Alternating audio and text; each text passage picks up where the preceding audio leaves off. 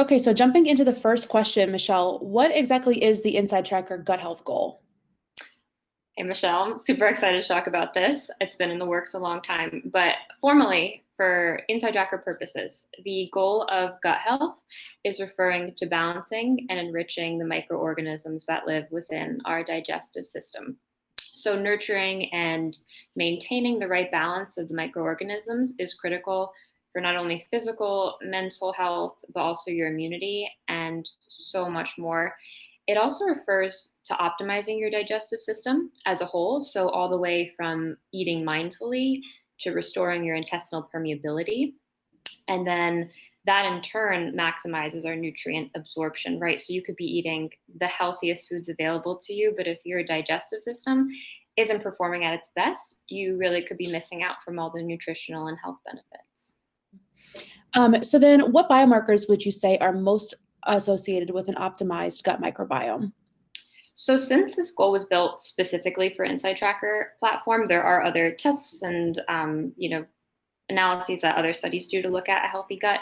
But for our purposes and what we test, the biomarkers that you'll find associated with gut health are glucose, HbA1c, hsCRP, cortisol, HDL, and triglycerides. So these 6 biomarkers were chosen with the intention that, okay, say I could only get a blood test done.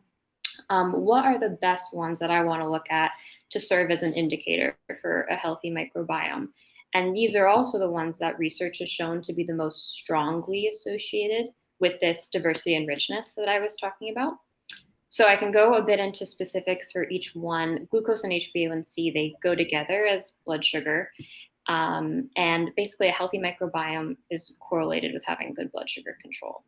And the inverse is true as well. So dysbiosis, or an imbalanced microbiome, that's when you tend to find things like insulin resistance and poor glucose regulation. And even beyond that, studies have found that there are pathways that link gut bacteria to regulating our glucose in general. So research is still coming out, but they're very, very tightly linked. hsCRP is a huge one. That's a non-specific indicator of systemic inflammation. And a lot of those bad bugs, they have been linked to causing low-grade inflammation. So if you've got too much growth of those particular species of bacteria, that's when you start to get inflammatory symptoms, which is just an underlying cause for pretty much all diseases we know. And then inflammation is another issue as well in this space because of the permeability of our digestive tract. So inflammation can impair the functioning of your digestive system, but it also compromises what's called the tight junction, so the area of space that holds your digestive cells together. And what happens when that's compromised is that things that should remain in your gut, like undigested food particles, bacteria, toxins, all those things can pass through when they previously wouldn't be able to. And then let's see. Okay, so 2 of the lipid family are included in this, HDL and triglycerides. And that's because HDL and triglycerides have been, HDL is positively associated with species richness. So having a better microbiome tends to lead to higher levels of HDL, and the opposite is true for triglycerides. So species richness and diversity tends to go down with increased triglyceride levels.